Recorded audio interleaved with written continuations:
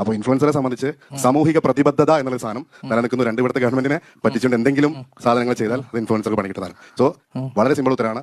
ഒരാളെ ഇൻഫ്ലുവൻസ് ചെയ്യുന്ന ഈ രാജ്യത്തിന് ആവശ്യമുള്ള കാര്യങ്ങൾ മുമ്പോട്ട് വെക്കുന്ന ആളാണ് ഇൻഫ്ലുവൻസർ എന്ന് പറയുന്നത്. അത് എനിക്കിതൊക്കെ അറിയാം. അല്ല, നേരത്തെ താങ്കൾ പറഞ്ഞു. ഞാൻ അജ്മലിനോട് ചോദിച്ച ചോദ്യം അല്ല, നിങ്ങൾ താങ്കൾ നേരത്തെ തുടങ്ങിയ സമയത്ത് ബ്രദർ പറയുമ്പോൾ ഞാൻ ഫുള്ള് കേട്ടു കേട്ടില്ലേ? അപ്പൊ എന്റെ ചോദ്യം എന്താണ് ഇൻഫ്ലുവൻസർ എന്ന് എനിക്ക് ബ്രദർ പറഞ്ഞുകൊണ്ട കാര്യമില്ല. എനിക്ക് കൃത്യമായിട്ട് ഇൻഫ്ലുവൻസർ എന്താണെന്നുള്ളത് എനിക്ക് നിങ്ങളത്ര തന്നെ എനിക്ക് അറിയുന്നുണ്ട്. ഇൻഫ്ലുവൻസർ എന്താണെന്നുള്ളതിനെ കുറിച്ച് നിങ്ങൾ പറഞ്ഞപ്പോൾ ഞാൻ കേട്ടോ.